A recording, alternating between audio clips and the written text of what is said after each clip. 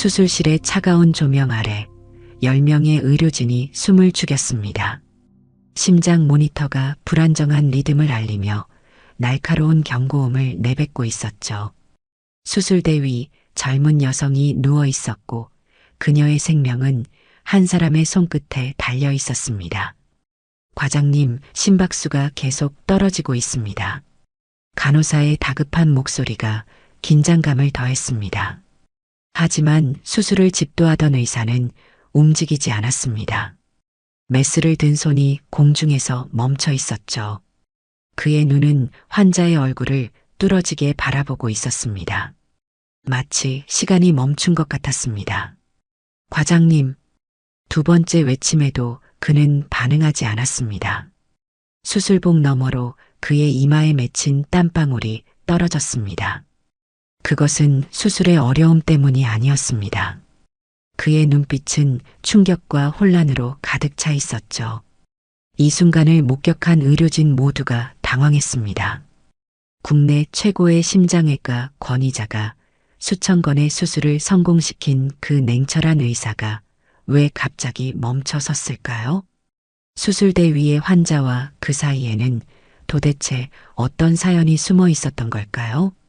시간을 되돌려 이틀 전으로 가보겠습니다. 새벽 5시 서울 변두리의 작은 김치찌개집. 이선은 오늘도 가게 문을 열기 위해 준비를 시작했습니다. 52살의 나이가 무색하게 그녀의 손놀림은 여전히 재빨랐죠. 김치를 썰고 두부를 자르고 된장을 푸는 일련의 동작들이 30년째 반복되고 있었습니다. 그녀의 하루는 늘 똑같았습니다. 새벽에 일어나 재료를 손질하고 점심 장사를 하고 저녁 손님들을 맞이하고 밤 11시가 되어서야 가게 문을 닫죠. 단 하루도 쉬지 않았습니다. 쉴 수가 없었습니다. 엄마, 또 이렇게 일찍 나왔어요? 가게 문을 열고 들어온 건 그녀의 딸 하연이었습니다. 30살의 하연은 어제도 새벽 2시까지 학원에서 수업을 하고 왔습니다. 수학 강사로 일하는 그녀의 수입은 불안정했죠. 이번 달도 학원비를 제때 받지 못했습니다. 그런데도 그녀는 어머니 앞에서는 늘 밝은 표정을 지으려 노력했습니다. 이선은 딸의 창백한 얼굴을 보며 마음이 아팠습니다. 하연이는 어릴 때부터 심장이 약했습니다. 선천성 심장 질환이라는 진단을 받은 지 30년. 그동안 큰 문제 없이 지내왔지만 최근 들어 자주 가슴 통증을 호소했죠. 병원에 가봐야 한다고 했지만 하연은 늘 괜찮다며 넘겼습니다. 검사비가 부담스러운 걸 알기 때문이었죠. 이선의 김치찌개 집은 그저 그런 장사였습니다. 하루에 50여 명의 손님이 오면 잘된 날이었죠. 한 그릇에 8,000원. 재료비와 월세를 빼고 나면 남는 게 별로 없었습니다. 그래도 그녀는 포기하지 않았습니다. 딸을 위해서라면 무엇이든 할 수 있었으니까요. 점심시간 가게는 근처 직장인들로 북적였습니다. 이선은 땀을 흘리며 주문을 받고 음식을 나르느라 정신이 없었죠. 그때 하연이 갑자기 가슴을 움켜쥐며 주저앉았습니다. 하연아. 이선이 달려갔지만 하연은 이미 의식을 잃은 상태였습니다. 얼굴은 창백했고 입술은 파랗게 질려 있었죠. 손님 중 한 명이 급히 119를 불렀습니다. 구급차는 10분 만에 도착했습니다. 구급대원들이 하연을 들것에 실으며 말했죠. 심장 문제 같다고, 큰 병원으로 가야 한다고. 이선은 떨리는 손으로 앞치마를 벗어던지고 구급차에 올라탔습니다. 우리 하연이, 우리 딸. 그녀는 딸의 차가운 손을 꼭 잡고 눈물을 흘렸습니다. 30년 동안 혼자 키운 딸. 아버지 없이 자란다고 놀림받을까봐 더 악착같이 일했던 세월이 주마등처럼 지나갔죠. 구급차가 도착한 곳은 서울대학교병원 응급실이었습니다. 의료진이 하연을 응급실로 옮기는 동안 이선은 수속을 밟아야 했습니다. 떨리는 손으로 서류를 작성하는데 간호사가 물었죠. 보호자 성함이 어떻게 되세요? 이선입니다. 이선. 님, 성함이 특이하시네요. 왜 자세요? 이선은 고개를 끄덕였습니다. 그녀의 이름은 늘 이렇게 사람들의 주목을 받았죠. 부모님이 지어준 특별한 이름. 하지만 그 특별함이 때로는 부담스러웠습니다. 응급실에서 기초검사를 마친 의료진이 이선에게 다가왔습니다. 젊은 레지던트였죠. 그의 표정은 심각했습니다. 보호자님, 환자분 상태가 위중합니다. 선천성 심장 판막 질환이 악화되어 즉시 수술이 필요한 상황입니다.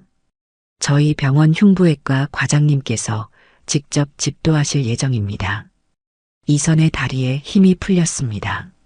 수술이라니. 그것도 즉시 해야 한다니. 수술? 비용은 얼마나 드나요? 레지던트는 조심스럽게 대답했습니다. 정확한 금액은 수술 후에 알 수 있지만 대략 3천만 원에서 5천만 원 정도 예상됩니다. 이선은 눈앞이 캄캄했습니다. 3천만 원. 그녀가 1년 동안 벌어도 모을 수 없는 돈이었죠. 하지만 딸의 생명이 걸린 일이었습니다. 네, 수술 해주세요. 돈은 어떻게든 마련하겠습니다. 레지던트가 고개를 끄덕이고 돌아서려는데 이선이 물었습니다. 그 과장님이 어떤 분이신가요? 박준혁 과장님이십니다. 국내 최고의 심장외과 전문의시죠. 운이 좋으신 겁니다. 과장님께서 오늘 당직이 아니셨으면 다른 병원으로 가셔야 했을 텐데. 박준혁? 이선은 그 이름을 되뇌었습니다. 어디선가 들어본 것 같기도 하고 아닌 것 같기도 했죠. 하지만 지금은 그런 게 중요하지 않았습니다. 딸을 살려줄 수 있는 사람이라면 그가 누구든 상관없었습니다. 수술 동의서를 작성하는 이선의 손은 계속 떨렸습니다. 보호자 란에 자신의 이름을 적으면서 그녀는 문득 30년 전을 떠올렸죠. 그때도 이렇게 혼자서 모든 서류를 작성해야 했습니다. 하연을 출생신고할 때, 아이의 성을 자신의 성으로 적을 때, 그 순간의 서러움이 아직도 생생했습니다.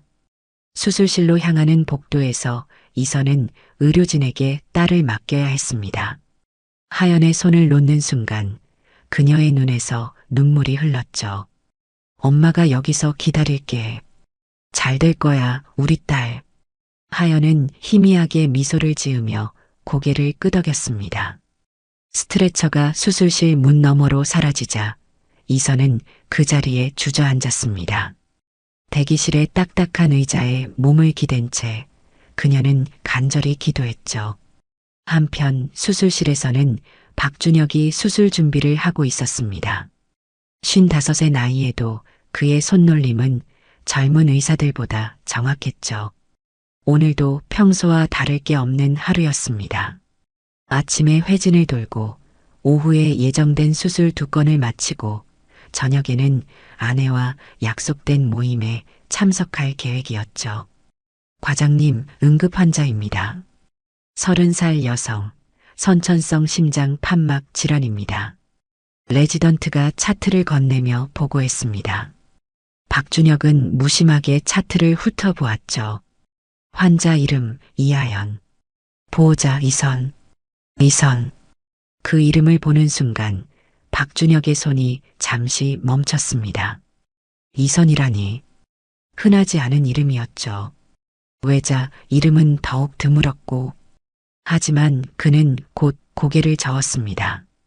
그저 우연일 뿐이라고 동명이인일 거라고 자신에게 말했죠. 수술 시작하겠습니다. 그의 목소리는 평소처럼 차분했습니다. 수술복을 입고 손을 소독하는 동안에도 그는 평정심을 유지했죠. 하지만 마음 한구석에서는 이상한 예감이 스멀스멀 올라왔습니다. 수술실에 들어선 박준혁은 수술대 위에 환자를 보았습니다. 마취된 젊은 여성, 창백한 얼굴, 가늘고 긴 속눈썹. 왠지 낯익은 느낌이 들었지만 그는 그 생각을 떨쳐냈습니다. 지금은 수술에만 집중해야 할 때였으니까요. 메스? 간호사가 메스를 건넸습니다. 박준혁은 능숙하게 환자의 가슴을 열었죠. 30년 경력의 손놀림답게 정확하고 빨랐습니다. 심장이 드러났습니다. 예상대로 판막이 심하게 손상되어 있었죠. 수술은 순조롭게 진행되었습니다. 손상된 판막을 제거하고 인공 판막으로 교체하는 과정. 그가 수천 번도 넘게 해온 수술이었죠. 하지만 오늘은 왠지 달랐습니다. 환자의 심장을 보면서 그는 묘한 감정을 느꼈습니다. 이 심장의 박동이 왜 이렇게 가슴 아프게 느껴질까요? 수술이 절반쯤 진행되었을 때 박준혁은 잠시 환자의 얼굴을 다시 봤습니다. 그리고 그때 그는 깨달았죠. 그 날카로운 눈매, 똑바른 코, 도톰한 입술의 모양. 그것은 거울을 보는 것 같았습니다. 젊은 시절 자신의 모습과 너무나 닮아 있었던 것입니다. 과장님? 간호사의 부름에 박준혁은 정신을 차렸습니다. 지금은 망상할 때가 아니었죠. 그는 다시 수술에 집중했습니다. 하지만 손이 미세하게 떨리기 시작했습니다. 30년 만에 처음으로 수술 중에 손이 떨린 것입니다. 시간이 흘러 수술은 마무리 단계에 접어들었습니다. 인공 판막은 성공적으로 이식되었고 심장은 안정적인 박동을 되찾았죠. 박준혁은 조심스럽게 가슴을 봉합했습니다. 평소보다 더 정성스럽게, 더 세심하게. 마치 이 환자가 특별한 사람인 것처럼. 수술 잘 끝났습니다. 수고하셨습니다. 의료진이 안도의 한숨을 내쉬었습니다. 박준혁은 수술복을 벗으며 깊은 숨을 들이켰죠. 이제 보호자에게 수술 결과를 설명해야 할 시간이었습니다. 이선, 그 이름의 주인을 곧 만나게 될 것입니다. 수술실을 나온 박준혁은 세면대에서 손을 씻었습니다. 거울에 비친 자신의 모습을 보며 그는 생각했죠. 만약, 정말 만약에 그 이선이라면? 30년 전 자신이 버리고 떠난 그 여자라면? 아니, 그럴 리 없다. 그는 고개를 저었습니다. 세상에 이선이라는 이름을 가진 사람이 한둘이겠는가. 게다가 그녀는 지금쯤 다른 누군가와 결혼해서 잘 살고 있을 것이다. 아니, 그래야만 한다. 그래야 자신의 죄책감이 조금이라도 덜어질 테니까. 보호자 대기실로 향하는 그의 발걸음은 무거웠습니다. 평소라면 당당하고 자신감 넘치는 걸음이었을 텐데 오늘은 달랐죠. 마치 심판을 받으러 가는 죄인처럼 그의 어깨는 축 처져 있었습니다. 대기실 문 앞에 선 박준혁은 잠시 망설였습니다. 문 너머에 있을 보호자, 이선이라는 이름의 여인. 그녀는 과연 누구일까요? 심호흡을 한 번 하고 그는 문을 열었습니다. 문이 열리고 박준혁이 들어섰습니다. 대기실에는 한 여인이 의자에 앉아 있었죠. 고개를 숙이고 두 손을 꼭 쥔 채 기도하는 모습이었습니다. 낡은 점퍼에서는 희미하게 김치 냄새가 났고 부스스한 머리카락은 대충 묶여 있었습니다. 보호자님? 박준혁의 부름에 여인이 고개를 들었습니다. 그 순간 두 사람의 눈이 마주쳤죠. 이선은 흰 가운을 입은 의사를 올려다보았고 박준혁은 피곤에 지친 중년 여인을 내려다보았습니다. 1초, 2초, 3초. 시간이 멈춘 것 같았습니다. 박준혁의 심장이 쿵 하고 내려앉았죠. 그것은 분명 이선이었습니다. 30년의 세월이 그녀의 얼굴에 주름을 만들고 한때 윤기 났던 머리카락을 푸석하게 만들었지만 그 눈빛만은 변하지 않았습니다. 똑바르고 강인한 그 특유의 눈빛. 이선도 그를 알아보았습니다. 하지만 그녀의 표정은 담담했죠. 마치 처음 보는 사람을 대하듯 그녀는 조용히 일어섰습니다. 네, 제가 보호자입니다. 우리 딸은 괜찮은가요? 그녀의 목소리는 떨리고 있었습니다. 하지만 그것은 그를 다시 만난 감정 때문이 아니라 딸을 걱정하는 어머니의 불안 때문이었죠. 박준혁은 목을 가다듬었습니다. 의사로서 해야 할 말들이 목구멍에 걸려 나오지 않았죠. 그는 애써 평정심을 유지하며 말했습니다. 수술은 성공적으로 끝났습니다. 손상된 판막을 인공 판막으로 교체했고 앞으로 정기적인 검진만 받으면 일상생활에 지장이 없을 겁니다. 이선의 다리에 힘이 풀렸습니다. 그녀는 비틀거리며 다시 의자에 주저앉았죠. 눈물이 주르륵 흘러내렸습니다. 감사합니다. 정말 감사합니다. 그녀는 고개를 숙여 인사했습니다. 박준혁을 쳐다보지도 않은 채 마치 그가 누구인지 전혀 모르는 것처럼 박준혁은 그런 그녀를 보며 가슴이 답답했습니다. 무언가 말을 해야 할 것 같은데 무슨 말을 해야 할지 몰랐죠. 그는 차트를 들여다보는 척하며 말을 이었습니다. 환자분이 따님이신가요? 네, 제 딸입니다. 나이가 30이네요. 네. 짧은 대답들. 이선은 필요한 말만 하고 있었습니다. 박준혁은 조심스럽게 물었죠. 혹시 아버지는? 없습니다. 처음부터 없었어요. 이선의 목소리는 단호했습니다.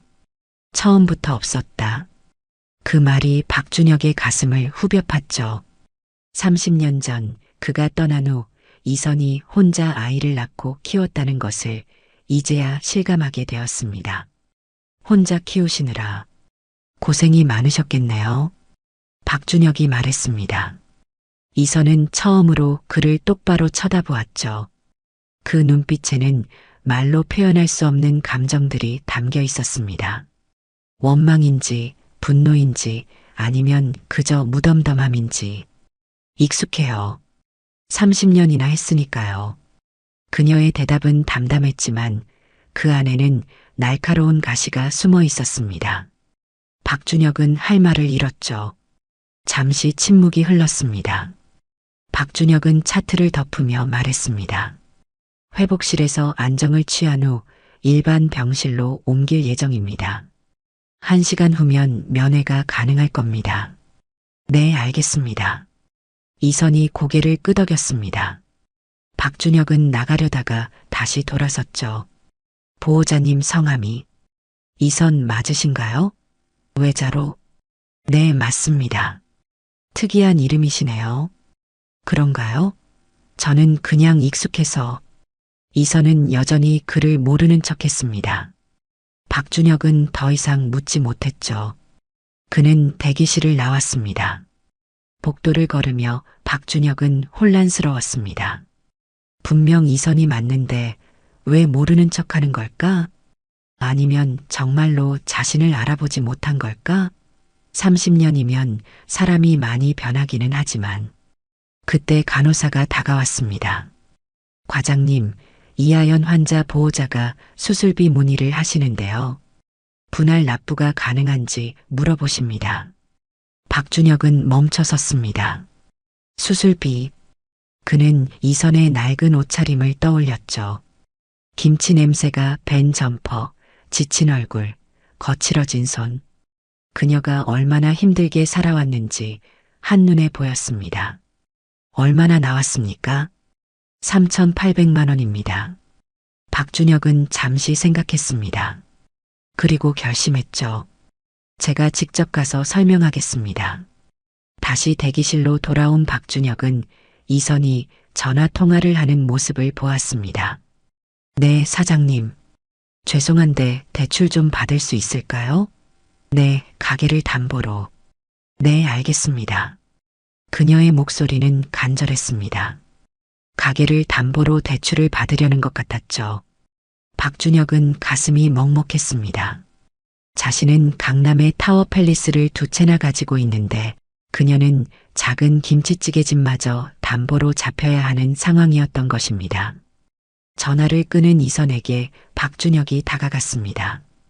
보호자님, 수술비 관련해서 말씀드릴 게 있습니다.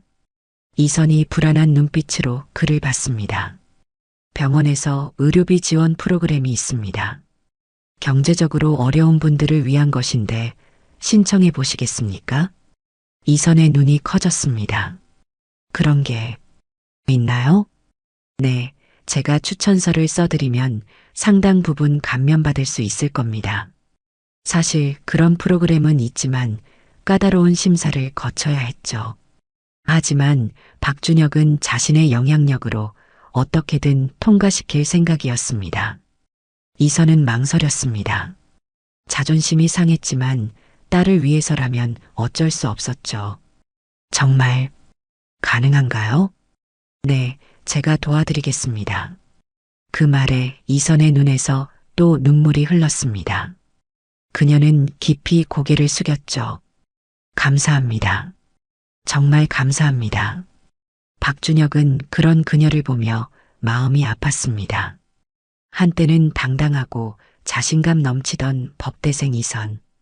그녀가 이렇게 초라해진 것이 모두 자신 때문이라는 것을 알기에 1시간 후 이선은 회복실에서 딸을 만날 수 있었습니다. 하연은 아직 마취에서 완전히 깨어나지 못한 상태였지만 어머니의 손길을 느끼자 희미하게 미소를 지었죠. 엄마. 그래, 엄마 여기 있어. 수술 잘 끝났대. 이제 괜찮을 거야. 이선은 딸의 손을 꼭 잡고 눈물을 흘렸습니다. 살아있다는 것만으로도 감사했죠. 그때 병실 문이 열리고 박준혁이 들어왔습니다. 회진 시간이었죠.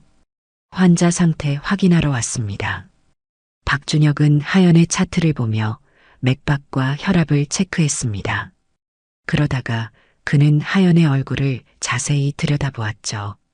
마취에서 깨어나고 있는 그녀의 얼굴에서 어린 시절 자신의 모습이 더욱 선명하게 보였습니다. 환자분이 깨어나면 약간의 통증이 있을 수 있습니다. 진통제를 처방해 드릴 테니 너무 걱정하지 마세요. 이선이 고개를 끄덕였습니다. 박준혁은 나가려다가 문득 물었죠. 혹시 환자분 아버지가 누군지 알 수 있을까요? 가족력 확인차 여쭤보는 겁니다. 이선의 표정이 굳어졌습니다. 그녀는 차갑게 대답했죠. 모릅니다. 저도 모르는 사람이에요. 그 말에 박준혁은 숨이 막혔습니다. 모른다니. 30년을 함께한 사이인데 모른다니. 그렇군요. 실례했습니다. 박준혁이 병실을 나가려는데 하연이 눈을 떴습니다. 그녀는 흐릿한 시야로 의사를 올려다보았죠. 선생님, 감사합니다. 그 목소리를 듣는 순간 박준혁의 가슴이 뛰었습니다. 그것은 이선의 목소리와 너무나 닮아 있었죠. 젊은 시절 이선의 목소리 그대로였습니다. 천만에요. 푹 쉬세요. 박준혁은 서둘러 병실을 나왔습니다. 복도에서 그는 벽에 기대어 깊은 숨을 들이켰죠. 하연이 자신의 딸이라는 확신이 점점 강해졌습니다. 나이도 맞고 얼굴도 닮았고 무엇보다 이선이 혼자 키운 딸이라는 것. 그날 저녁 박준혁은 집에 가지 못했습니다. 의국에 남아 하연의 의료 기록을 다시 살펴보았죠. 출생 기록, 성장 과정, 병력. 모든 것이 퍼즐처럼 맞아떨어졌습니다. 하연은 자신이 떠난 지 9개월 후에 태어났습니다. 아버지라는 비어 있었고 어머니 이선의 이름만 적혀 있었죠. 초등학교 생활기록부에는 결손가정이라는 단어가 선명했습니다. 박준혁은 머리를 감싸쥐었습니다. 자신이 미국에서 편하게 공부하는 동안 이선은 혼자서 아이를 낳고 키웠던 것입니다. 자신이 좋은 집안의 딸과 결혼해서 남부럽지 않게 살 때 그녀는 김치찌개집을 운영하며 근근히 살아왔던 것이죠. 휴대폰이 울렸습니다. 아내였죠. 여보, 오늘 약속 잊은 거 아니죠? 회장님 댁 저녁 초대요. 아, 미안해. 응급수술이 있어서 못 갈 것 같아. 또요? 요즘 너무 자주 그러시는 것 같은데. 아내의 불만 섞인 목소리가 들렸지만 박준혁은 신경 쓸 겨를이 없었습니다. 전화를 끊고 그는 다시 병동으로 향했죠. 밤 10시 하연의 병실 앞. 박준혁은 조용히 문을 열었습니다. 이선이 딸 옆간이 침대에서 새우잠을 자고 있었죠. 불편한 자세로 잠든 그녀의 얼굴에는 깊은 피로가 묻어 있었습니다. 박준혁은 이선을 깨우지 않으려 조심스럽게 하연에게 다가갔습니다. 자고 있는 하연의 얼굴을 보니 마음이 아팠죠. 자신의 딸일지도 모르는 이 아이를 30년 동안 한 번도 안아보지 못했다는 것이. 그때 이선이 눈을 떴습니다. 어둠 속에서 박준혁을 본 그녀는 놀라지도 않았죠. 마치 그가 올 줄 알았다는 듯이. 무슨 일이세요, 선생님? 낮은 목소리로 그녀가 물었습니다. 박준혁은 대답하지 못했죠. 무슨 일이냐고? 30년 만에 만난 첫사랑과 그 딸을 보러 왔다고 말할 수 있을까요? 환자 상태 확인차 들렀습니다. 밤 10시예요? 이선의 날카로운 지적에 박준혁은 할 말을 잃었습니다. 특별히 신경 써드리려고 합니다. 아무래도 젊은 분이 이런 큰 수술을 받으셨으니. 이선은 그를 빤히 쳐다보았습니다. 어둠 속에서도 그녀의 눈빛은 날카로웠죠. 그럴 필요 없습니다. 다른 환자들처럼 똑같이 대해주세요. 하지만 부탁드립니다. 단호한 거절이었습니다. 박준혁은 고개를 끄덕일 수밖에 없었죠. 네, 알겠습니다. 그럼 쉬세요. 박준혁이 나가려는데 이선이 낮게 말했습니다. 박 선생님. 박준혁이 돌아보았습니다. 이선이 자신의 이름을 불렀다는 것은 그녀도 자신을 알아보았다는 뜻이었죠. 혹시나 해서 말씀드리는데 과거는 과거일 뿐입니다. 지금 우리는 그저 의사와 환자 보호자일 뿐이에요. 차가운 성극기였습니다. 박준혁은 쓴웃음을 지었죠. 네, 알겠습니다. 병실을 나온 박준혁은 복도에 서서 한참을 움직이지 못했습니다. 과거는 과거일 뿐이라. 그 말이 맞았죠. 하지만 그에게는 지울 수 없는 죄책감이 있었습니다. 다음 날 아침 박준혁은 일찍 병원에 나왔습니다. 회진을 돌기 전 그는 원무과에 들러 하연의 의료비를 확인했죠. 그리고 조용히 자신의 카드로 전액을 결제했습니다. 익명으로 처리해달라고 신신당부하면서. 한편 병실에서 이선은 딸이 깨어나기를 기다리고 있었습니다. 하연이 눈을 뜨자 이선은 안도의 미소를 지었죠. 엄마, 수술 잘 됐어? 응, 아주 잘 됐대. 이제 건강해질 거야. 수술비는 많이 나왔겠지? 하연의 걱정스러운 물음에 이선은 딸의 손을 잡았습니다. 그런 건 걱정하지 마. 엄마가 다 해결할게. 그때 간호사가 들어왔습니다. 보호자님, 원무과에서 오시래요. 의료비 관련해서 안내드릴 게 있다고. 이선은 불안한 마음으로 원무과로 향했습니다. 그런데 직원의 말은 예상 밖이었죠. 이하연 환자 의료비는 전액 납부 완료되었습니다. 네, 그게 무슨. 익명의 후원자가 계셨습니다. 3,800만 원 전액을 내주셨어요.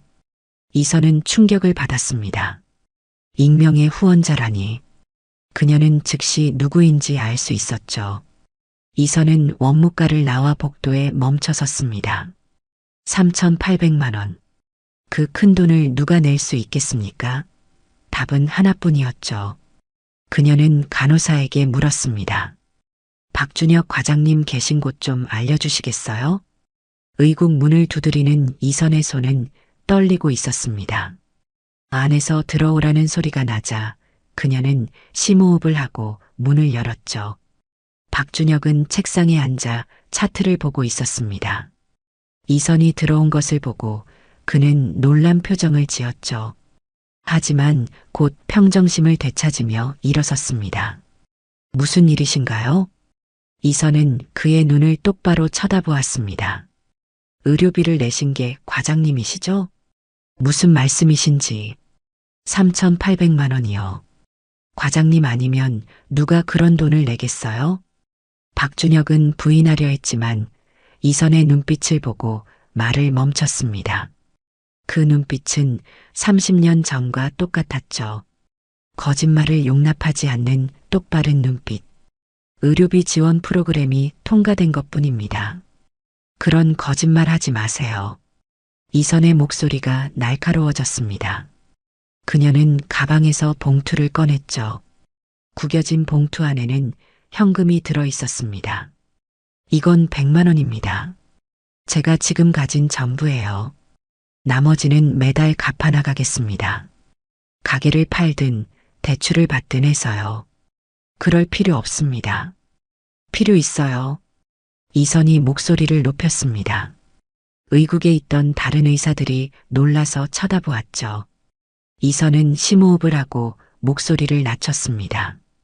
과장님한테 빚지고 싶지 않습니다. 특히 과장님한테는. 박준혁은 가슴이 아팠습니다. 그녀의 자존심이 얼마나 상했을지, 그 심정이 어떨지 충분히 이해했죠. 이선 씨, 이선 씨라고 부르지 마세요. 이선이 그를 차갑게 쳐다보았습니다. 우리 사이에 아무것도 없습니다. 30년 전에 이미 끝났어요. 박준혁은 조용히 물었습니다. 하연이가 제 딸입니까? 순간 이선의 얼굴이 굳어졌습니다. 그녀는 잠시 망설이다가 대답했죠. 아니요. 거짓말하지 마세요.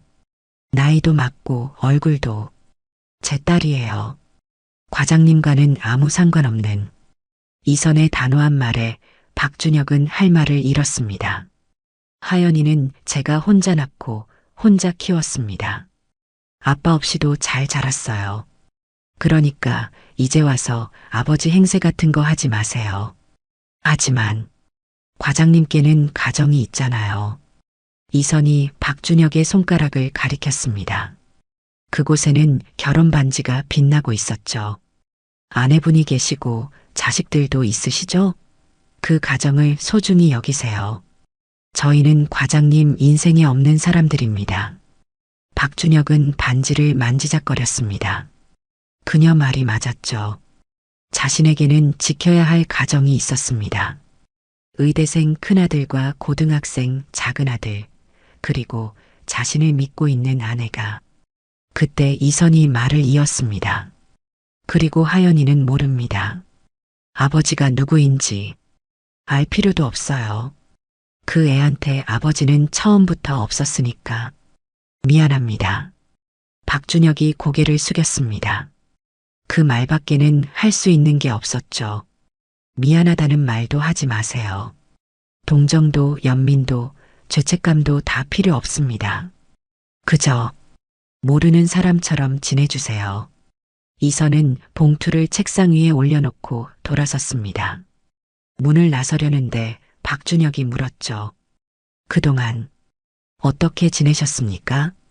이선이 멈춰섰습니다. 돌아보지 않은 채 그녀가 대답했죠. 과장님이 알 필요 없는 일입니다. 문이 닫히고 이선이 나갔습니다. 박준혁은 책상에 놓인 100만 원을 바라보았죠. 구겨진 지폐들. 그녀가 얼마나 힘들게 모은 돈인지 알 수 있었습니다. 병실로 돌아온 이선은 하연 곁에 앉았습니다. 하연이 물었죠. 엄마, 어디 갔다 왔어? 응, 잠깐 볼 일이 있어서. 수술비는 어떻게 하기로 했어? 이선은 딸의 머리를 쓰다듬었습니다. 다 해결됐어. 걱정하지 마. 정말? 어떻게? 병원에서 지원해줬어. 우리가 운이 좋았나 봐. 하연은 안도의 표정을 지었습니다. 그녀는 엄마의 손을 잡았죠. 엄마 고마워. 나 때문에 항상 고생만 하고. 무슨 소리야. 엄마는 내가 있어서 행복해. 이선의 말은 진심이었습니다. 하연이 있었기에 그녀는 30년을 버틸 수 있었죠.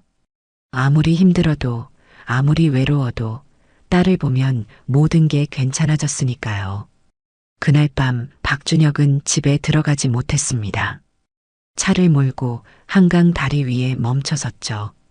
불빛이 반짝이는 강물을 보며 그는 과거를 떠올렸습니다. 30년 전 겨울, 이선이 울면서 말했었죠. 아이가 생겼다고. 그때 자신은 어떻게 했던가요?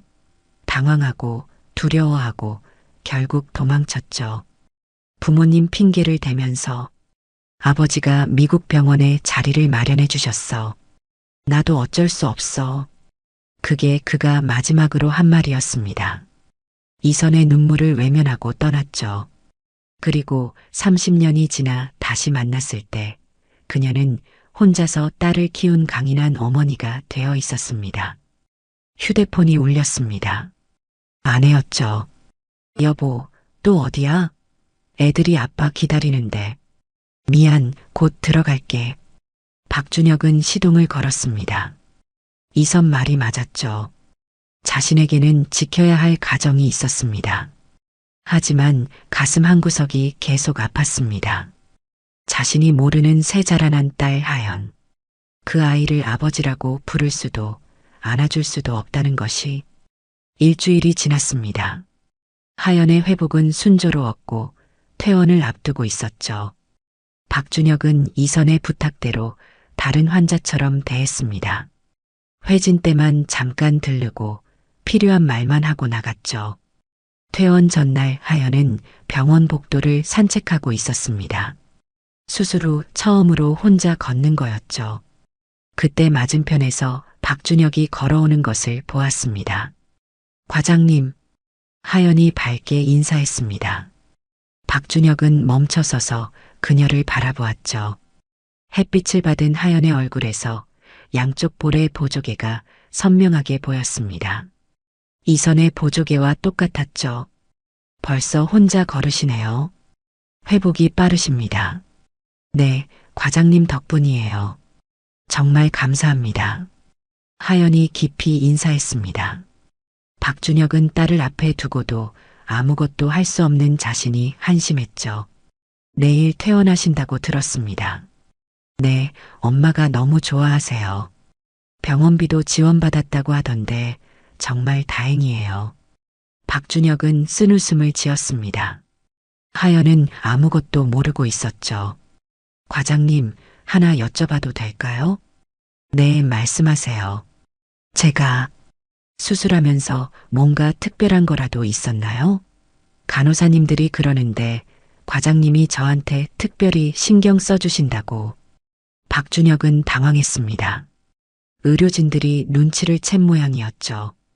젊은 환자분이라 더 조심스러웠을 뿐입니다. 그런가요? 근데 과장님이 저를 보실 때마다 뭔가 슬퍼 보이세요. 하연의 말에 박준혁은 놀랐습니다. 그녀는 예민한 아이였죠.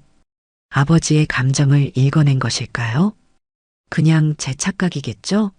과장님 같은 분이 저 같은 사람한테 특별한 감정을 가질 리 없으니까. 그 말이 박준혁의 가슴을 찔렀습니다. 저 같은 사람이라니. 그녀는 자신을 그렇게 생각하고 있었던 걸까요? 하연 씨는 특별한 사람입니다. 네. 어머니를 보면 알 수 있습니다. 혼자서 당신을 키우시느라 얼마나 고생하셨는지. 그런 어머니 밑에서 자란 당신은 분명 특별한 사람일 겁니다. 하연의 눈가가 촉촉해졌습니다. 엄마 얘기는 어떻게 아세요? 박준혁은 말을 더듬었습니다. 차트에 다 나와 있으니까요. 그때 저 멀리서 이선이 걸어오는 게 보였습니다. 하연을 찾으러 온 것이었죠. 박준혁과 하연이 함께 있는 것을 본 이선의 표정이 굳어졌습니다. 하연아, 병실로 들어가자. 엄마, 과장님하고 얘기하고 있었어. 이선은 박준혁을 차갑게 쳐다보았습니다. 그 눈빛이 말하고 있었죠. 약속을 어겼다고. 과장님도 바쁘실 텐데. 가자, 하연아. 이선이 딸의 팔을 잡고 돌아서는데 박준혁이 불렀습니다. 잠깐만요. 두 사람이 돌아보았습니다. 박준혁은 주머니에서 명함을 꺼냈죠. 혹시 나중에라도 문제가 생기면 연락 주세요. 제 개인 번호입니다. 명함을 받은 건 하연이었습니다. 이선은 받으려 하지 않았죠. 감사합니다, 과장님. 하연이 명함을 소중히 가방에 넣었습니다. 이선은 아무 말 없이 딸을 데리고 갔죠. 그날 밤 박준혁은 의국에서 혼자 있었습니다. 그때 노크 소리가 났죠. 들어온 사람은 의외로 이선이었습니다. 부탁드렸잖아요. 하연이한테 접근하지 말라고. 우연히 만난 겁니다. 명함은 왜 주신 거예요? 이선의 목소리에는 분노가 담겨 있었습니다. 혹시라도 건강에 문제가 생기면 그런 거 필요 없다니까요. 이선이 소리쳤습니다. 그녀의 눈에서 눈물이 흘렀죠. 과장님이 왜 이러세요? 30년 동안 잘 살아오셨잖아요. 좋은 집안 딸이랑 결혼해서 아들 둘 낳고 출세해서 과장까지 되고 왜 이제 와서? 이선이 말을 멈췄습니다. 울음이 터져 나올 것 같았죠. 박준혁이 조용히 말했습니다. 미안합니다. 정말 미안합니다. 미안하다고요? 그 말로 끝인가요? 이선이 비웃었습니다. 과장님이 떠난 후에 저는 학교에서 쫓겨났어요. 미혼모라고 창피하다고. 부모님도 절 버렸죠. 혼자 아이를 낳고 혼자 키웠어요. 식당 일, 청소 일, 공장 일. 안 해본 게 없어요. 박준혁은 고개를 들 수 없었습니다. 하연이가 아프면 병원비 걱정부터 했고 학교에서 아빠 얘기 나오면 가슴이 찢어졌어요. 운동회 날 다른 아빠들이 오는 걸 보면서 우는 하연이를 달래야 했고요. 이선의 목소리가 떨렸습니다. 그런데 이제 와서 미안하다고요? 그게 무슨 의미가 있나요?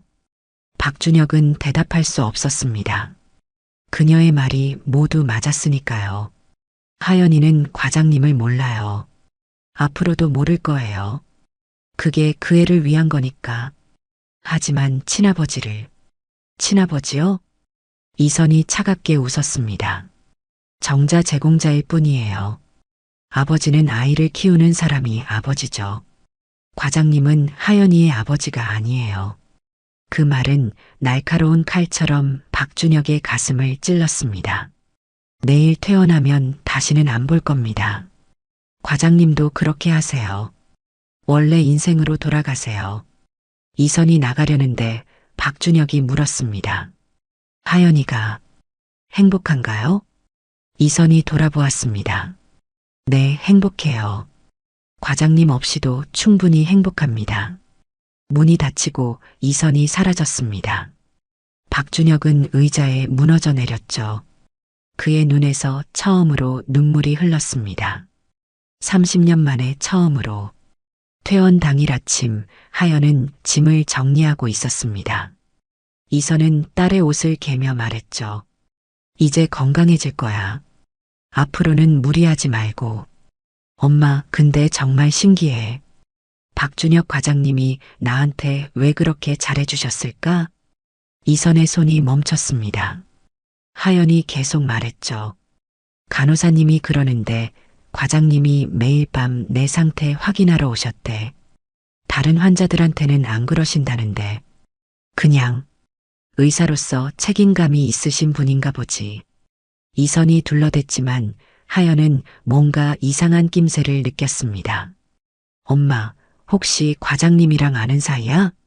무슨 소리니? 처음 본 사람이야. 하연이 엄마를 빤히 쳐다보았습니다. 30년을 함께 살면서 엄마가 거짓말할 때의 표정을 알고 있었죠. 엄마, 나한테 숨기는 거 있지? 그때 병실 문이 열렸습니다. 박준혁이 아니라 젊은 레지던트가 들어왔죠. 퇴원 수속 다 되셨습니다. 처방전이랑 다음 외래 예약 확인해 드릴게요. 이선은 안도의 한숨을 쉬었습니다. 박준혁이 오지 않은 것에 대해 병원을 나서는 이선과 하연. 택시를 기다리는데 병원 주차장에서 검은 벤츠가 지나갔습니다. 운전석에는 박준혁이 있었죠. 그는 백미러로 두 모녀를 보고 있었습니다. 차를 멈추고 싶었습니다.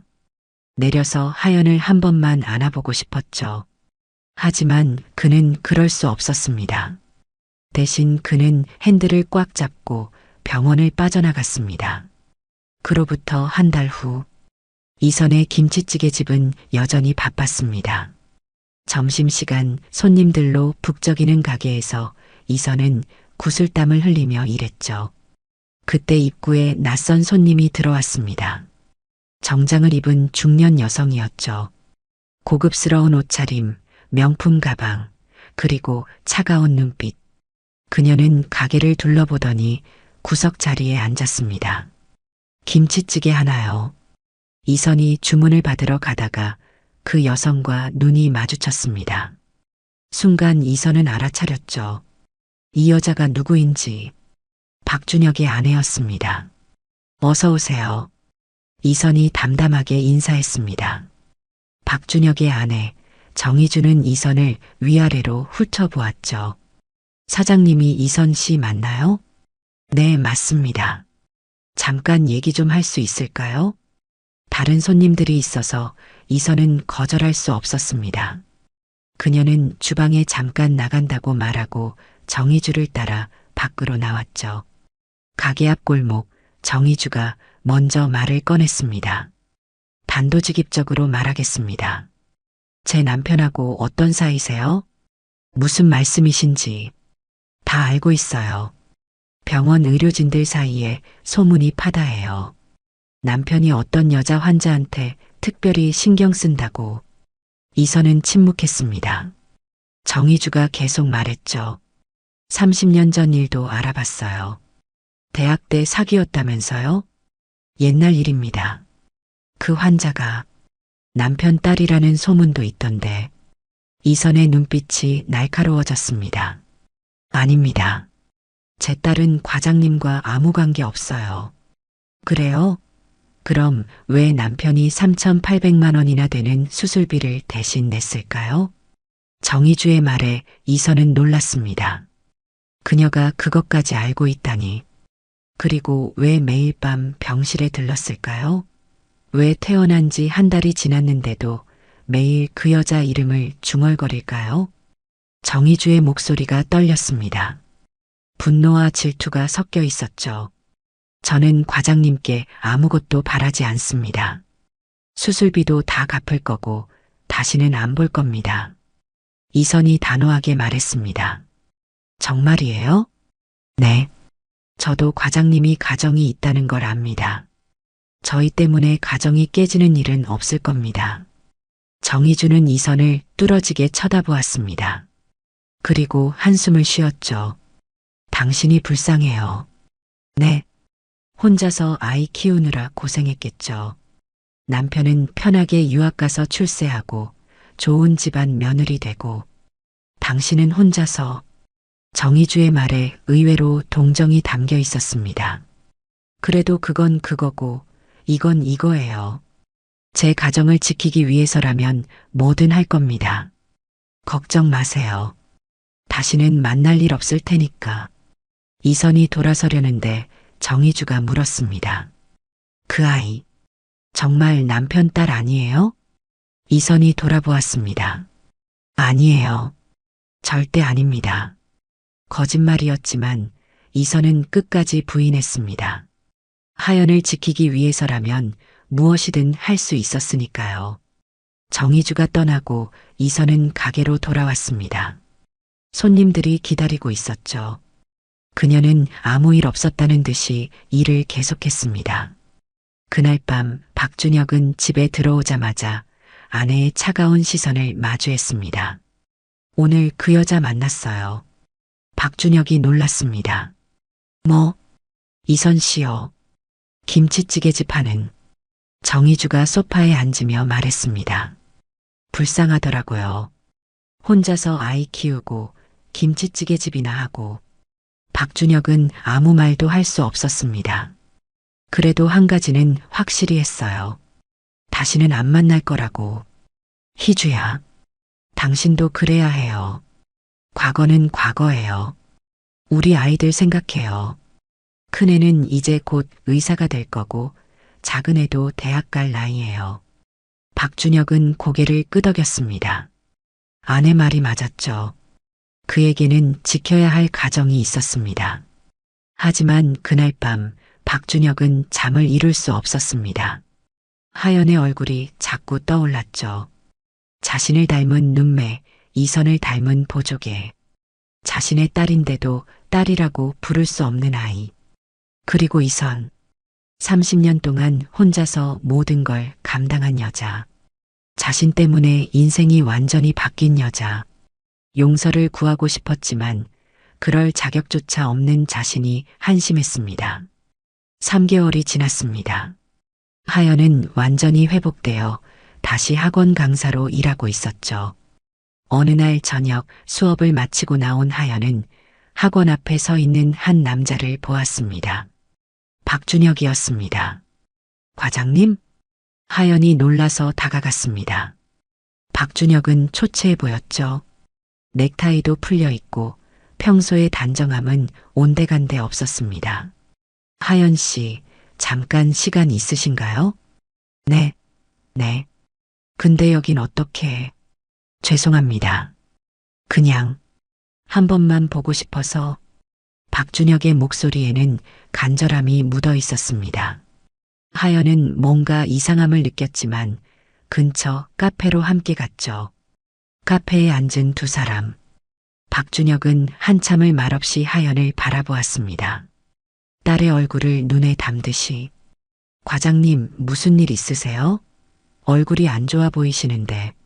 하연 씨는 아버지에 대해 궁금하지 않으신가요?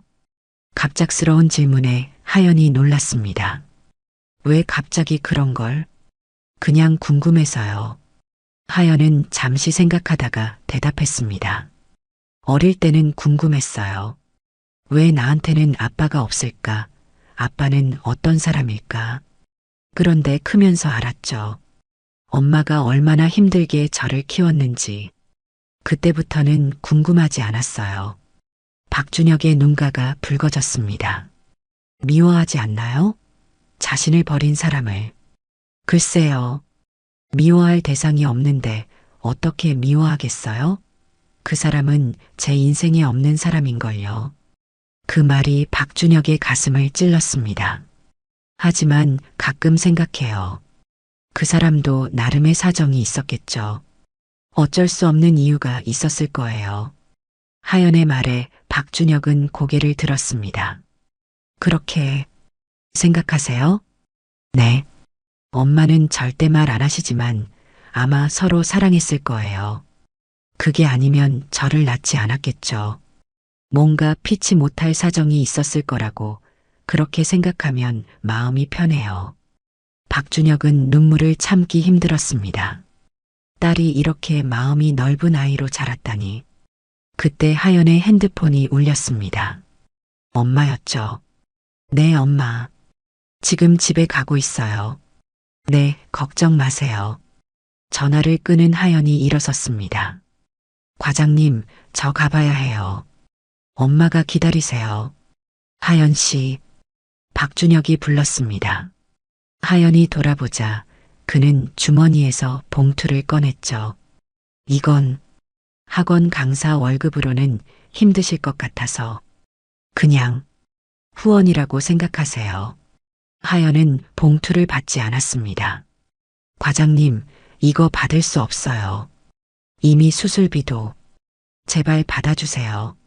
제가 할 수 있는 게 이것밖에 없어서. 박준혁의 간절한 눈빛에 하연은 당황했습니다. 왜 이 사람이 자신에게 이렇게 하는 걸까요? 과장님, 혹시 저한테 숨기시는 게 있으세요? 박준혁은 대답하지 못했습니다. 하연이 다시 물었죠. 엄마랑 정말 아는 사이 아니세요? 아닙니다. 박준혁이 고개를 저었습니다. 그냥 혼자 고생하시는 어머니와 따님이 안쓰러워서 그런 겁니다. 하연은 의심스러운 눈빛으로 그를 보았지만 더 이상 묻지 않았습니다. 죄송하지만 이건 받을 수 없어요. 엄마가 알면 화내실 거예요. 하연이 봉투를 테이블에 놓고 가려는데 박준혁이 말했습니다. 행복하세요. 네. 앞으로 건강하고 행복하게 사세요. 좋은 사람 만나서 결혼도 하고 아이도 낳고 평범하지만 따뜻한 가정 꾸리고 사세요. 박준혁의 목소리가 떨렸습니다. 하연은 이상한 기분이 들었죠. 왜 이 사람이 울 것 같은 표정을 짓는 걸까요?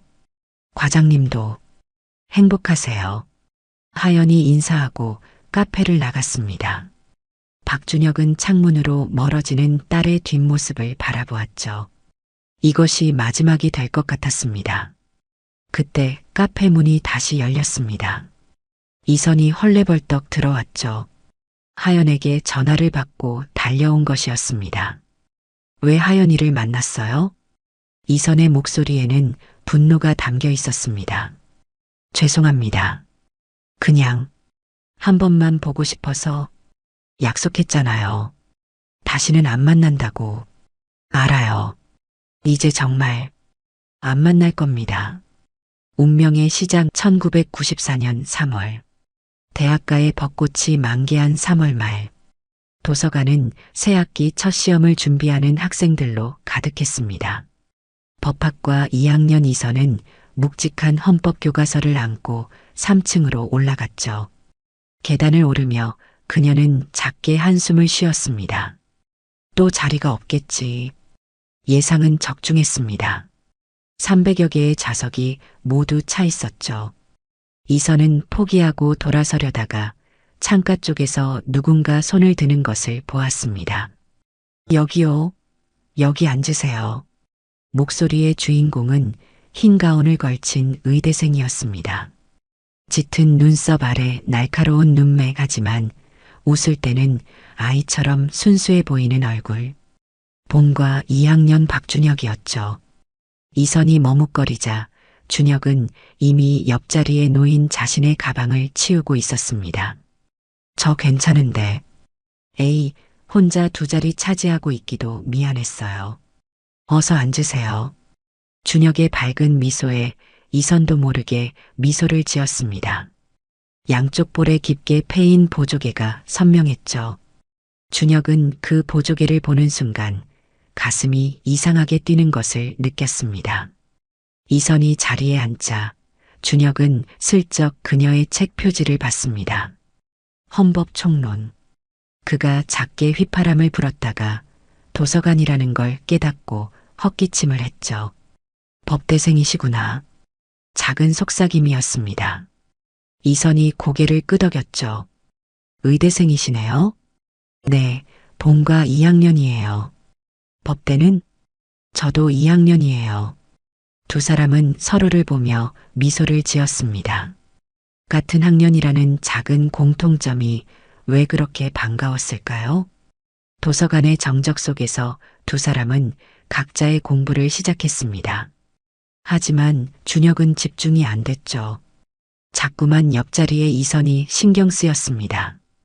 연필을 쥔 그녀의 손, 집중할 때 살짝 찡그리는 미간, 무언가를 이해했을 때 짓는 작은 미소까지. 2시간쯤 지났을까요? 준혁은 작은 쪽지를 찢어 무언가를 적었습니다. 그리고 살짝 이선 쪽으로 밀었죠. 공부 잘 되세요? 전 옆에 예쁜 사람이 있어서 집중이 안 되네요. 히읗히읗. 이선은 쪽지를 보고 얼굴이 빨개졌습니다. 그녀도 쪽지에 답을 적었죠. 집중하세요. 의사가 될 사람이 그렇게 집중력이 없으면 어떡해요? 준혁이 답장을 보고 조용히 웃었습니다. 다시 쪽지를 적었죠. 그럼 집중할 수 있게 도와주세요. 커피 한 잔 사드릴게요. 공부 끝나고요. 이선은 한참을 망설이다가 적었습니다. 좋아요. 대신 제가 살게요. 그렇게 두 사람의 첫 약속이 정해졌습니다. 저녁 6시 도서관을 나온 두 사람은 학교 앞 작은 카페로 향했습니다. 청춘다방이라는 이름의 허름한 카페였지만 학생들에게는 인기 있는 곳이었죠. 뭐 드실래요? 아메리카노요. 저도요. 동시에 말한 두 사람은 서로를 보며 웃었습니다. 준혁이 말했죠. 와, 취향도 같네요. 운명인가? 너무 비약 아니에요? 이선이 웃으며 대답했지만 그녀도 묘한 운명을 느끼고 있었습니다. 커피를 마시며 두 사람은 많은 이야기를 나눴습니다. 전공 선택 이유, 장래 희망, 좋아하는 음악과 영화까지. 전 나중에 검사가 되고 싶어요. 이선이 말했습니다. 오, 멋있는데요? 왜 검사해요? 약한 사람들을 지켜주고 싶어서요. 뭔가 거창하죠? 아니에요. 정말 멋있어요. 전 그냥 아픈 사람 낫게 해주고 싶어서 의사 하려는 건데, 그것도 충분히 멋있어요. 두 사람은 서로의 꿈을 응원했습니다. 카페를 나올 때는 이미 밤 9시가 넘어 있었죠. 오늘 정말 즐거웠어요. 이선이 인사했습니다. 준혁이 조심스럽게 물었죠. 또 만날 수 있을까요? 이선은 보조개를 보이며 웃었습니다. 도서관에서 봐요. 사랑의 계절 -1994년 5월. 두 달이 지났습니다. 이선과 준혁은 이미 캠퍼스에서 유명한 커플이 되어 있었죠. 의대와 법대의 만남이라며 부러워하는 친구들도 많았습니다. 5월의 어느 날 두 사람은 학교 뒷산으로 소풍을 갔습니다. 준혁이 김밥을 싸왔고 이선은 과일을 준비했죠. 김밥 진짜 맛있다. 이선이 감탄하자 준혁이 뿌듯해했습니다. 우리 엄마가 레시피 알려줬어요. 나중에 더 잘 만들어줄게요. 나중이라니 언제? 우리 같이 살 때? 준혁의 갑작스러운 말에 이선이 놀랐습니다. 누가 너랑 산대? 아직은 아니어도 나중에는. 그렇게 되면 좋겠어요. 진지한 준혁의 표정에 이선도 진지해졌습니다. 준혁아, 우리 아직 22이야. 알아요. 그래도 이선이랑은 미래를 그려보고 싶어요. 이선은 준혁의 손을 잡았습니다. 나도. 그래. 그날 이후로 두 사람의 사랑은 더욱 깊어졌습니다. 함께 도서관에서 공부하고 점심은 늘 같이 먹고 저녁에는 산책을 하는 것이 일상이 되었죠. 어느 날 저녁 학교 벤치에 앉아있던 준혁이 갑자기 말했습니다. 이선아, 우리 부모님께 인사드리러 가지 않을래? 이선이 놀라서 준혁을 봤습니다. 벌써? 사귄 지 2달이 넘었잖아. 진지하게 만나고 있다는 걸 알리고 싶어. 이선은 망설였습니다. 준혁의 집안이 부유하다는 건 알고 있었죠. 반면 자신의 집은 평범한 서민 가정이었습니다. 나 좀 무서워. 왜? 너희 부모님이 날 마음에 안 들어 하시면 어떡해? 준혁이 이선을 꼭 안았습니다. 그럴 리 없어. 이렇게 예쁘고 똑똑한데. 하지만 준혁도 내심 불안했습니다. 아버지가 얼마나 보수적인지 알고 있었으니까요. 첫 번째 시련 -1994년 7월. 여름방학이 시작되었습니다. 준혁은 결국 이선을 데리고 집에 갔죠. 강남의 대저택이었습니다. 이선은 대문 앞에서 주춤했습니다. 여기가 내 집이야? 응. 놀라지 마. 그냥 집일 뿐이야. 하지만 이선은 압도당할 수밖에 없었습니다. 거실에서 기다리고 있던 준혁의 부모님, 특히 아버지의 차가운 시선이 그녀를 얼어붙게 만들었죠. 법대 다닌다고? 아버지가 물었습니다. 네, 2학년입니다. 집은 뭐 하시는데? 아버지는 공무원이시고 어머니는 주부세요. 그래. 더 이상의 대화는 없었습니다. 식사 내내 무거운 침묵만 흘렀죠. 이선이 돌아간 후 아버지는 준혁을 서재로 불렀습니다. 그 여자와 헤어져라. 아버지, 우리 집안에 맞지 않는다. 넌 우리 병원을 이어받을 사람이야. 배우자도 그에 걸맞은 사람이어야 해. 사랑하는 사람과 결혼하는 게 뭐가 잘못됐어요? 사랑? 내가 사랑을 뭘 안다고 그래. 그건 그냥 일시적인 감정일 뿐이야. 준혁은 분노했지만 아버지 앞에서는 아무 말도 할 수 없었습니다. 그날 밤 준혁은 이선에게 전화했습니다. 미안해. 우리 아버지가. 괜찮아. 예상했어. 이선의 목소리는 담담했지만 준혁은 그녀가 상처받았다는 걸 알았습니다. 이선아, 나는 변하지 않을 거야. 뭐라고 해도. 알아. 나도 그래. 하지만 두 사람 모두 불안했습니다. 앞으로 닥칠 시련이 두려웠죠. 비밀의 무게 마이너스 1994년 9월. 새 학기가 시작됐습니다. 준혁의 아버지는 계속해서 압박을 가했죠. 학비를 끊겠다. 유학을 보내지 않겠다. 온갖 협박을 했습니다. 하지만 준혁은 버텼습니다. 그러던 어느 날 이선은 자신의 몸에 이상한 변화를 느꼈습니다. 아침마다 속이 메스꺼웠고 늘 피곤했죠. 혹시나 하는 마음에 약국에서 테스트기를 샀습니다. 학교 화장실 칸막이 안에서 이선은 떨리는 손으로 테스트기를 확인했습니다. 두 줄, 선명한 두 줄이었죠. 그녀는 그 자리에 주저앉았습니다. 아기가 생겼어. 어떻게 준혁에게 말해야 할까? 그의 집안이 반대하는 상황에서 이 소식이 어떤 폭풍을 몰고 올까? 일주일을 고민한 끝에 이선은 준혁을 만났습니다. 그들의 추억이 담긴 벤치에서. 준혁아, 나 할 말이 있어. 나도 있어. 준혁의 표정이 어두웠습니다. 이선은 불길한 예감이 들었죠. 너 먼저 말해. 아니, 내가 먼저. 그럼 같이 말하자. 하나, 둘, 셋. 나 임신했어. 나 유학 가게 됐어. 동시에 나온 두 마디는 공기를 얼어붙게 만들었습니다. 두 사람은 서로를 멍하니 바라보았죠. 뭐라고? 준혁이 먼저 물었습니다. 이선의 눈에서 눈물이 흘렀죠. 아기가 생겼어. 우리 아기가. 준혁은 머리가 하얗게 변했습니다. 아버지가 오늘 아침에 통보했던 것이 떠올랐죠. 다음 달에 미국으로 가지 않으면 부자 관계를 끊겠다고. 이선아, 유학이 뭐야? 갑자기 왜? 아버지가 강제로. 이선은 준혁의 손을 잡았습니다. 안 가면 안 돼? 여기서 같이 아기 낳고 키우면 안 돼? 준혁은 고개를 들지 못했습니다. 현실적으로 불가능했죠. 학비도 생활비도 모든 것이 아버지 손에 달려 있었으니까. 미안해. 정말 미안해. 결별의 순간 마이너스 1994년 11월. 준혁이 떠나기로 한 날이 다가왔습니다. 한 달 동안 이선은 그를 설득했지만 소용없었죠. 준혁도 괴로웠지만 방법이 없었습니다.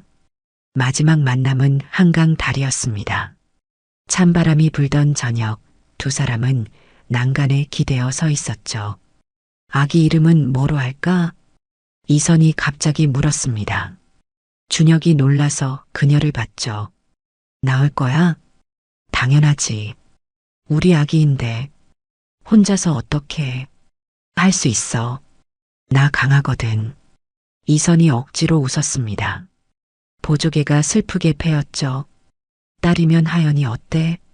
하연? 여름의 연인이라는 뜻도 있대.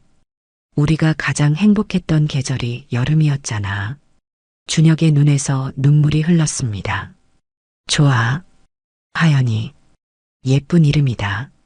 아들이면? 내가 지어. 엄마가 지은 이름이 최고야. 두 사람은 한참을 울었습니다. 22살의 사랑은 너무 무거운 현실 앞에서 무너지고 있었죠. 공항에서 마이너스 1994년 12월 15일. 출국 당일 이선은 결국 공항에 나왔습니다. 오지 말라고 했지만 마지막을 함께하고 싶었죠. 왔구나. 준혁이 씁쓸하게 웃었습니다. 이선은 대답 대신 그를 꼭 안았죠. 잘 지내. 건강하고. 너도. 아기도. 말을 잇지 못하는 준혁. 이선이 그의 귀에 속삭였습니다. 우리 아기한테는 아빠가 죽었다고 할 거야. 나쁜 아빠보다는 없는 아빠가 나을 것 같아. 그 말이 준혁의 가슴을 찢었습니다. 이선아, 농담이야. 그냥 좋은 사람이었다고 말할게. 어쩔 수 없는 사정이 있었다고. 출국 시간이 다가왔습니다. 준혁은 이선을 놓고 게이트로 향했죠. 한 걸음, 두 걸음. 그때 이선이 외쳤습니다. 박준혁? 준혁이 돌아보았습니다. 이선이 배에 손을 얹고 서 있었죠. 우리 아기는 절대 버리지 않을 거야. 내가 나를 버려도 아기는 안 버려. 준혁은 대답하지 못했습니다. 그저 고개를 숙인 채 게이트 안으로 사라졌죠. 홀로서기 마이너스 1995년 봄. 준혁이 떠난 후 이선의 삶은 지옥이었습니다. 학교에서는 미혼모라고 수군거렸고 부모님은 실망하셨죠. 결국 그녀는 학교를 그만두었습니다. 작은 고시원에서 이선은 배를 쓰다듬으며 말했습니다. 아가야, 엄마가 꼭 지켜줄게. 힘들어도 참을게. 식당 아르바이트, 편의점 야간 근무, 할 수 있는 일은 다 했습니다. 배가 불러오면서 일자리를 구하기도 힘들었죠. 어느 날 이선은 우연히 대학 친구를 만났습니다. 이선아, 너 요즘 어떻게? 친구는 이선의 불룩한 배를 보고 말을 멈췄습니다. 아, 결혼했구나? 응, 그래. 거짓말이었지만 진실을 말할 수는 없었죠. 1995년 7월 15일 이선은 딸을 낳았습니다. 작은 산부인과에서 혼자서 엄마 닮아서 예쁘네요. 간호사의 말에 이선은 울면서 웃었습니다. 아기를 안고 그녀는 속삭였죠. 하연아, 이하연. 엄마가 정말 사랑해. 각자의 길 마이너스 1995년 겨울.